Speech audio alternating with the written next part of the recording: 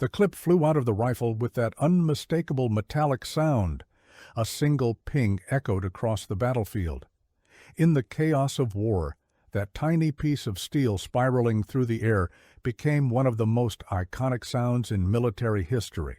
The soldier holding that weapon, an American infantryman fighting across Europe or the Pacific, carried something his enemies did not fully understand: a rifle that could fire 8 rounds as fast as he could pull the trigger, without moving his hands from the firing position, without breaking his aim.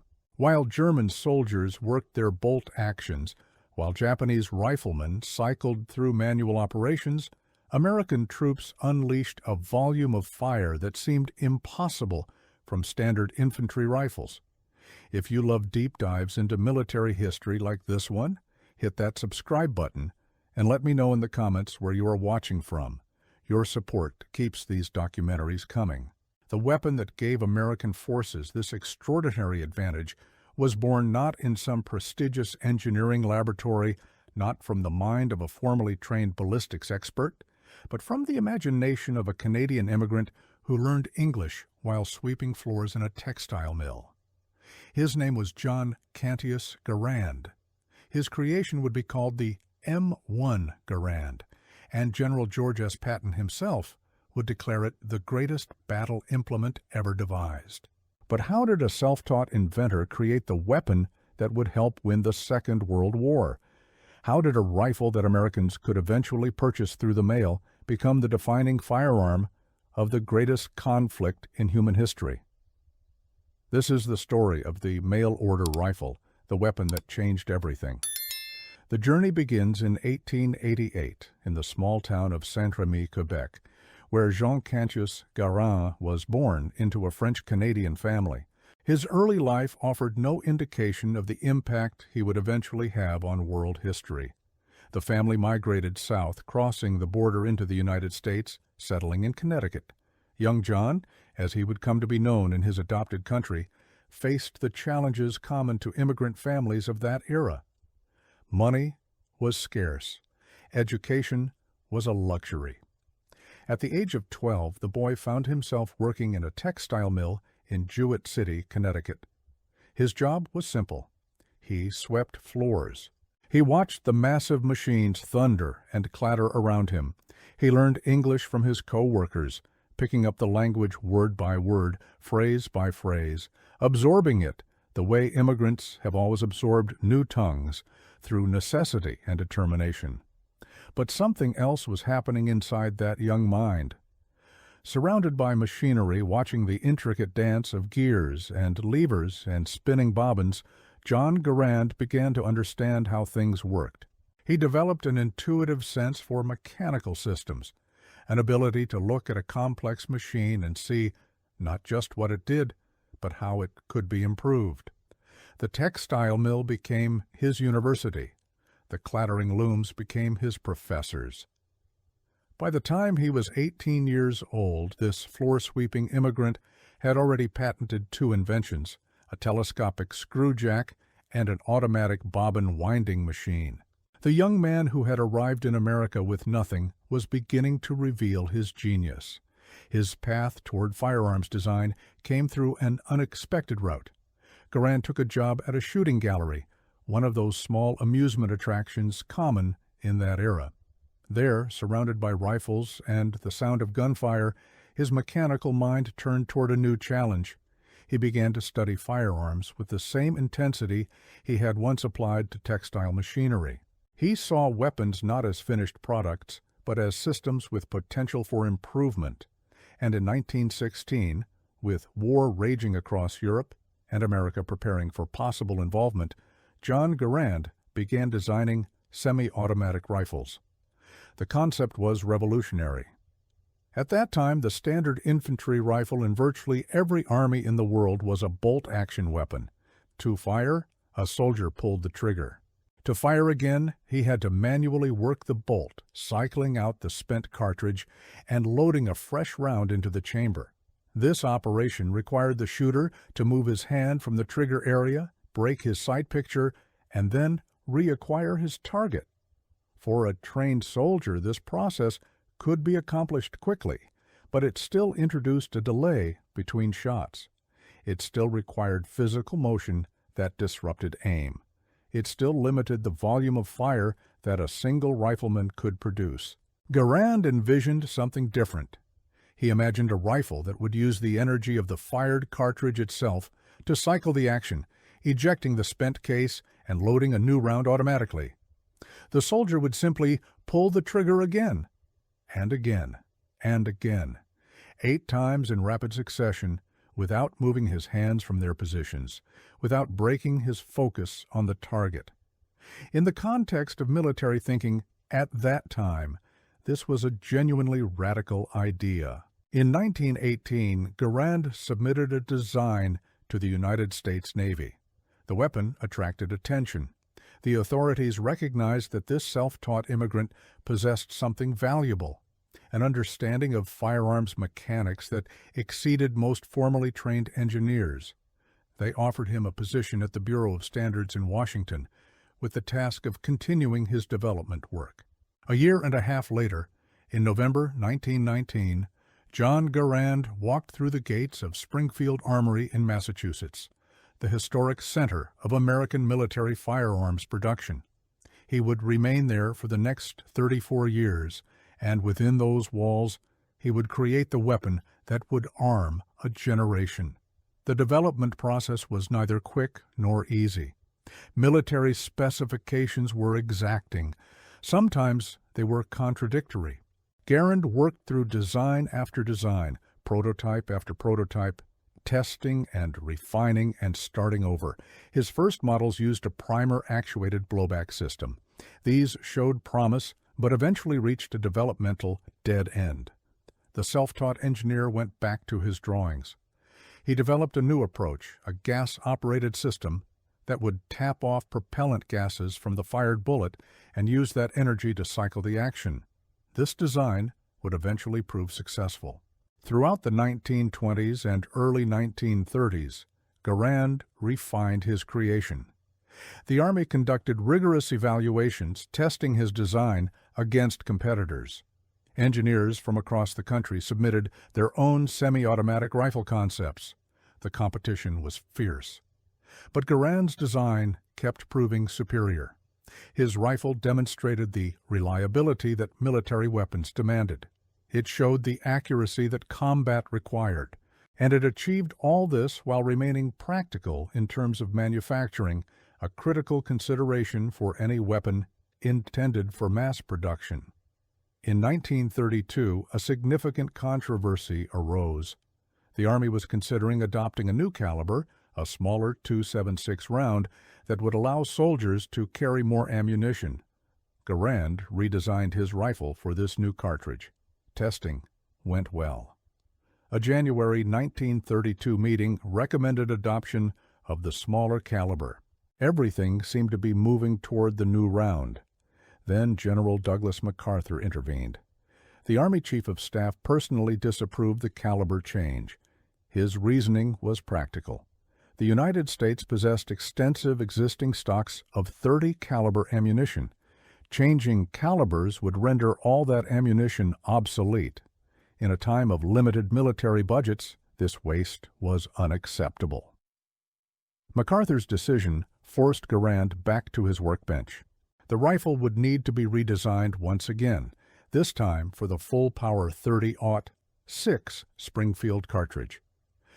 Garand accomplished this task with characteristic thoroughness.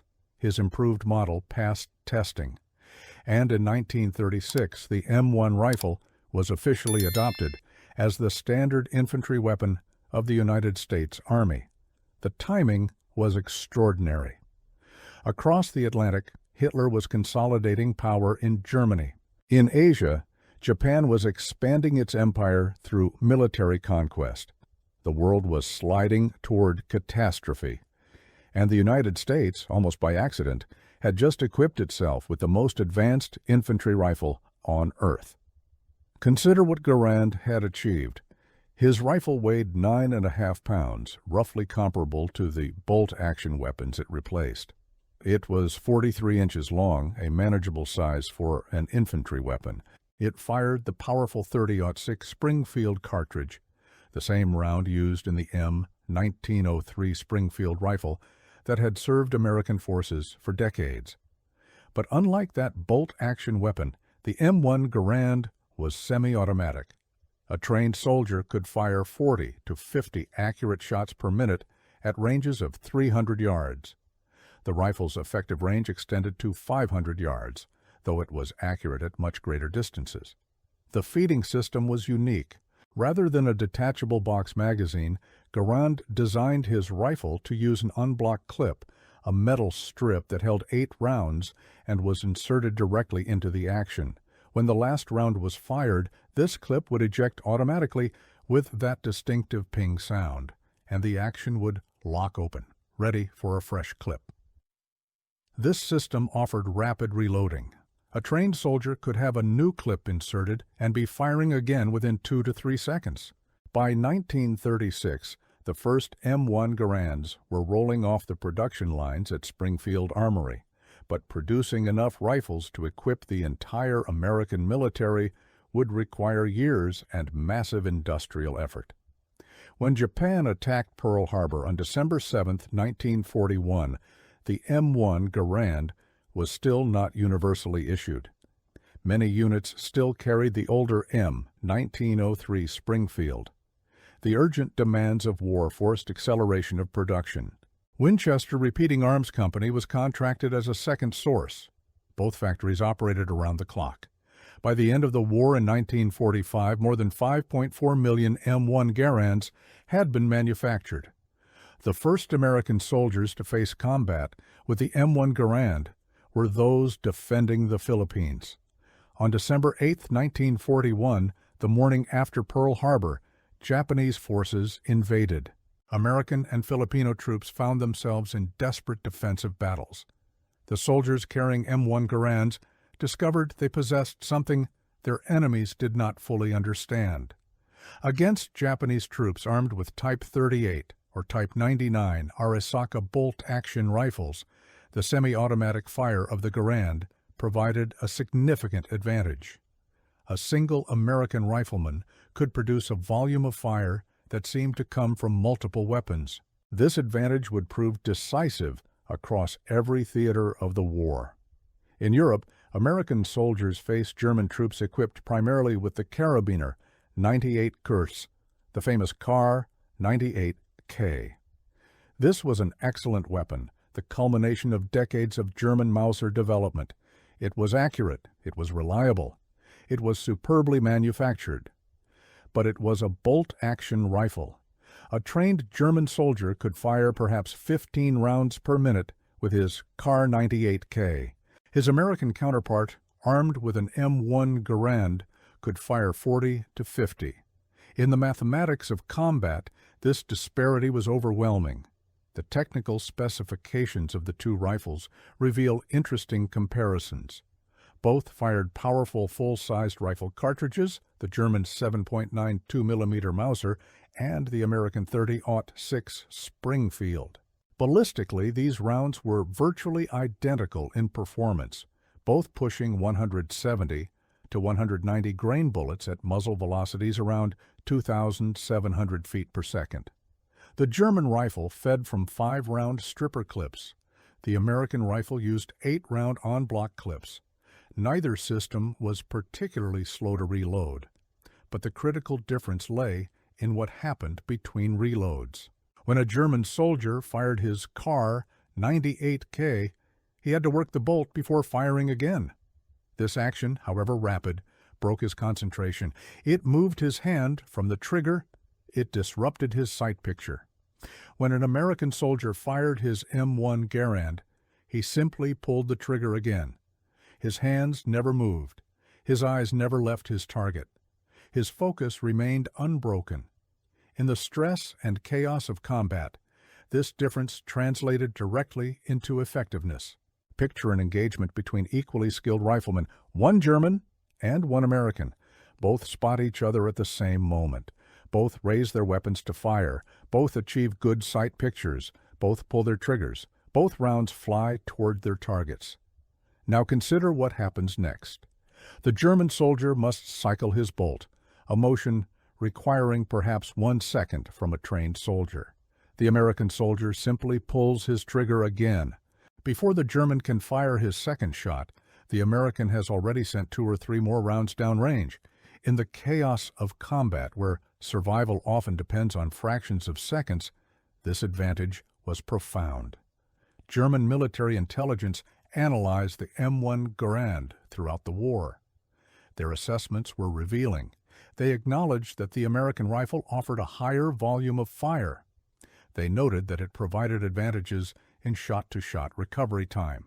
Some German reports suggested that the semi-automatic operation sacrificed the accuracy and reliability inherent in simpler bolt-action mechanisms. But the battlefield told a different story. American infantry consistently inflicted disproportionate casualties in firefights. American casualties from German rifle fire were proportionally lower. The M1 Garand was proving itself in the ultimate test. On June 6, 1944, American soldiers carrying M1 Garands stormed the beaches of Normandy. The D-Day landings represented one of the largest amphibious assaults in history. Men waded through surf under murderous fire. They crawled across sand swept by machine gun bullets. They climbed bluffs defended by entrenched German positions.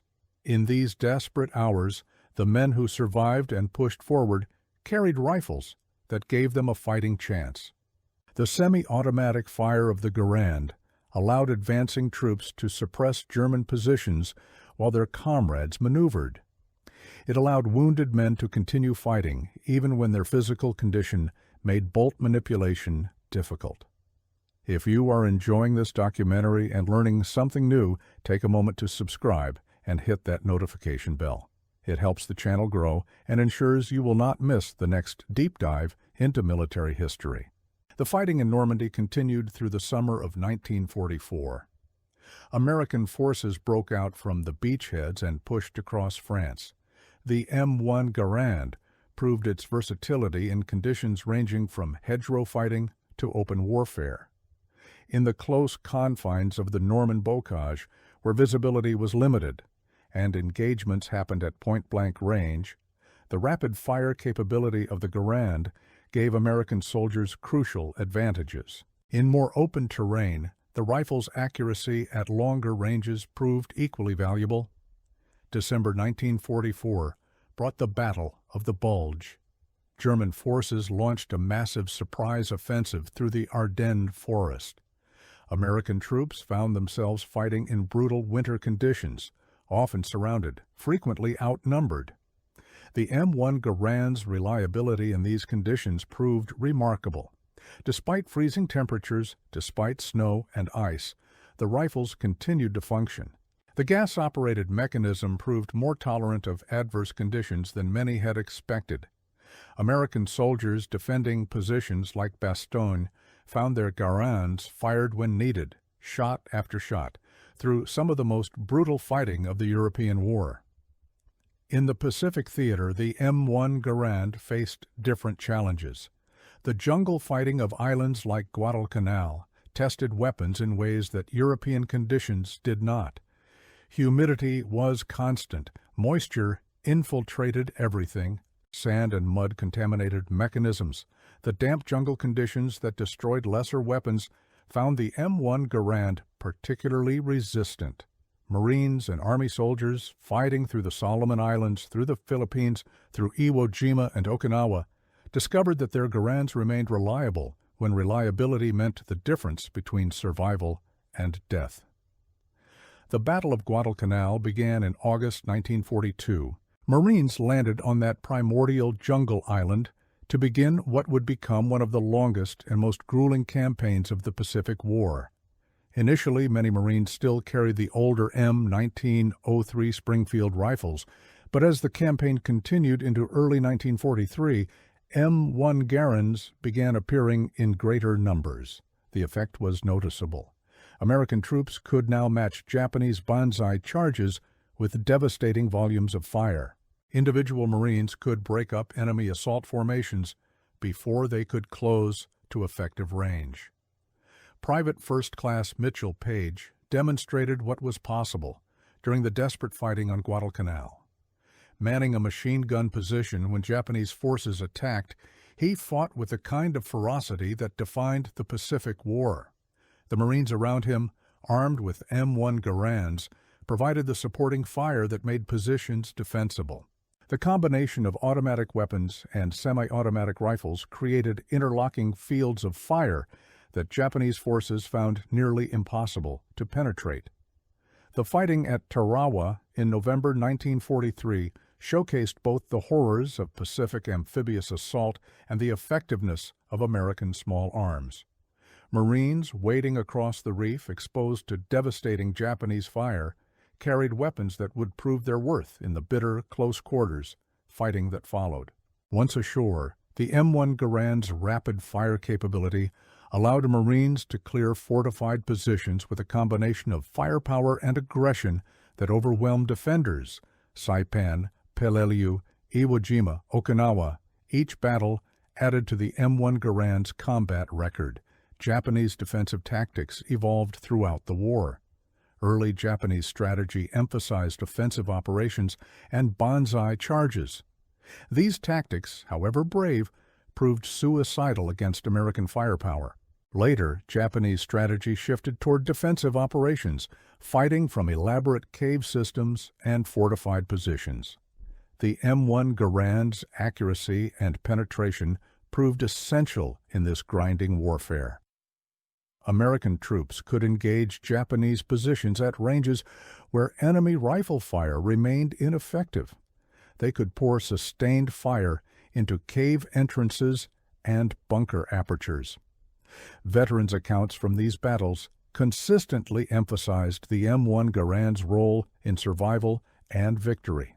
Men who had carried the rifle through the worst fighting of the Pacific War spoke of their weapons with something approaching reverence. The rifle had not failed them. When they needed firepower, it delivered. When they needed reliability, it functioned. When survival depended on their weapon, the M1 Garand came through. The technical aspects of the rifle contributed to its battlefield success in ways that went beyond simple firepower. The Garand's recoil operation was smooth enough that trained soldiers could maintain their aim through multiple shots. The rifle's design allowed for rapid recovery between rounds, keeping sights aligned on target.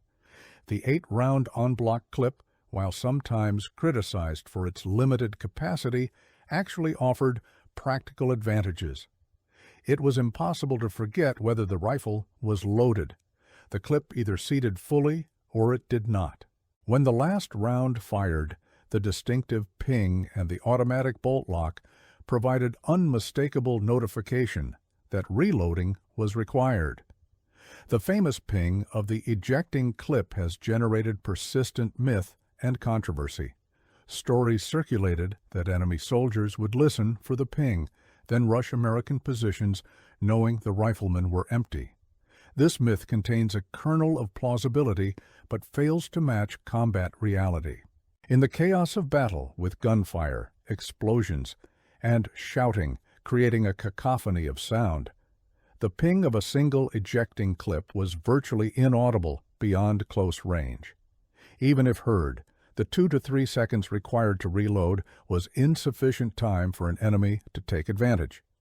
Veterans overwhelmingly reported that the ping posed minimal tactical disadvantage. Many found it useful as an audible indication that their weapon was empty, a confirmation they could reload without visually checking the chamber.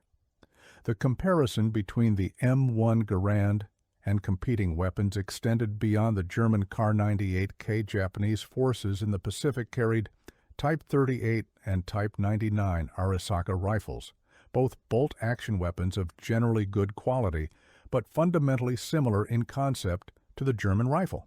Italian forces carried the Carcano M1891, another bolt-action design. British Commonwealth forces used the Lee Enfield, arguably the fastest bolt-action rifle ever designed, with its 10-round magazine and smooth bolt throw. Soviet forces used the Mosin Nagant, a durable if crude bolt-action rifle, though they also fielded semi-automatic SVT rifles in smaller numbers. Among major combatants, only the United States had succeeded in equipping its entire infantry force with semi-automatic rifles. This achievement represented not just technological superiority but industrial capacity. Producing millions of semi-automatic rifles required manufacturing precision that bolt-action weapons did not demand. The Garand's gas-operated mechanism included tolerances that simpler rifles lacked. American industry met this challenge. The factories at Springfield and Winchester produced M1 Garands at rates that kept pace with the military's insatiable demand. Every American rifleman could carry a semi-automatic weapon because American industry could produce semi-automatic weapons in the millions. The German military attempted to develop its own semi-automatic rifle during the war. The Gewehr 43 saw limited production and saw service on the Eastern Front and elsewhere. But Germany never achieved the industrial capacity to replace the Kar 98K on a widespread basis. German soldiers continued to carry bolt-action rifles throughout the war. Japanese efforts at semi-automatic rifle development were even less successful. The industrial base required to mass-produce such weapons simply did not exist in wartime Japan. John Garand watched from Springfield Armory as his creation proved itself on battlefields around the world. He continued working on improvements and variants throughout the war. Experiments with shortened versions for paratroopers showed promise but never reached production before victory rendered them unnecessary. Other variants were tested and rejected. The basic M1 design remained largely unchanged because the basic M1 design worked extraordinarily well. The human element behind the M1 Garand extended beyond its inventor. The soldiers who carried the rifle learned to understand its characteristics, its strengths, its few weaknesses. They learned how to maintain it in field conditions, how to clear malfunctions quickly, how to exploit its capabilities to maximum advantage. The bond between soldier and rifle, that ancient relationship of warrior and weapon, found expression in the American infantryman and his Garand. The rifle's design facilitated this relationship. The M1 was not a complicated weapon to operate. Its controls were intuitive. Its field stripping for cleaning and maintenance could be accomplished without tools. Soldiers could maintain their weapons in conditions ranging from desert heat to Arctic cold, from jungle humidity to European rain. This maintainability contributed directly to reliability. A weapon that soldiers could keep clean was a weapon that would function when needed. Training programs for American troops emphasized marksmanship with the M1 Garand. The rifle's accuracy rewarded skilled shooters.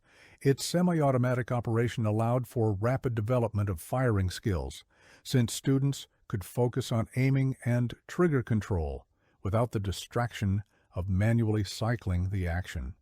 Soldiers who had never fired a weapon before arriving at basic training emerged as competent riflemen capable of engaging targets at 300 yards and beyond. The psychological impact of the M1 Garand on both American troops and their enemies deserves consideration.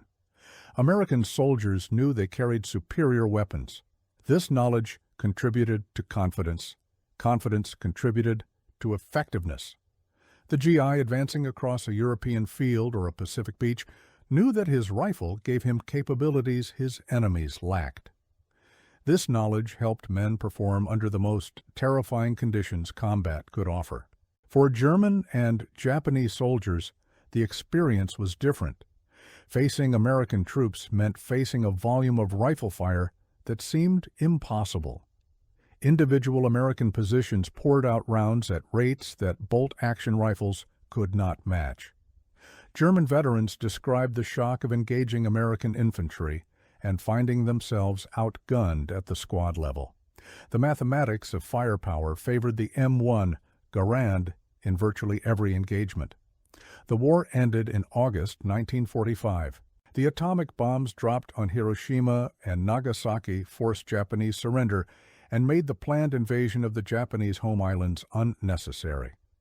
Those invasions would have been conducted by American soldiers and Marines carrying M1 Garands. The casualties that never occurred, the battles that never happened, represent one of the great what-ifs of military history. But the M1 Garand would have been there in the hands of American troops had those invasions proved necessary. With the war's end, John Garand returned to work at Springfield Armory as he had for more than 2 decades. His rifle had helped win the greatest conflict in human history. His name would forever be associated with American military success. Recognition came slowly but eventually arrived. He received the Meritorious Service Award, unusual for a civilian government employee. He was nominated for the Modern Pioneer Award. Various honors acknowledged his contribution. Yet Garand never received direct financial compensation for his invention. As a government employee, his work belonged to the government. The rifle that bore his name, the rifle that had made possible American victory, earned its creator nothing beyond his government salary. Efforts in Congress to provide Garand with monetary recognition never succeeded. The inventor who had given his country its greatest battle, implement received no royalties, no bonuses, no special compensation for his achievement. Some found this unjust. The men who had carried Garands through Normandy and Iwo Jima, the veterans who owed their lives to the rifle's performance, often expressed surprise that its creator had not become wealthy from his invention. Garand himself apparently accepted the situation with characteristic modesty. He continued working at Springfield Armory until his retirement in 1953. He passed away in February 1974 in Springfield, Massachusetts, not far from the armory where he had spent his working life. The M1 Garand service did not end with the Second World War. When Communist forces invaded South Korea in June 1950, American troops responded with weapons largely unchanged from the previous conflict. The M1 Garand served throughout the Korean War in conditions ranging from the brutal cold of the Chosun Reservoir to the sweltering heat of the Korean summer. The rifle proved as reliable in Korea as it had in Europe and the Pacific. A new generation of American soldiers discovered what their fathers had learned, that the Garand delivered when survival depended on it. Even during the Vietnam War, M1 Garands saw limited service.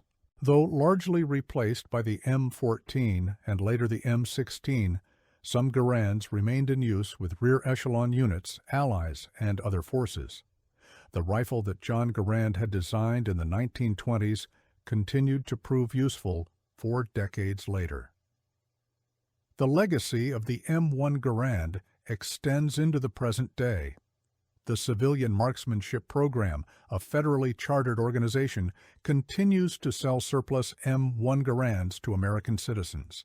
These rifles, inspected and refurbished and test-fired, remain available through what is essentially a mail-order system. Americans can still purchase the greatest battle implement ever devised, can still own a piece of history, can still experience the rifle that won the war.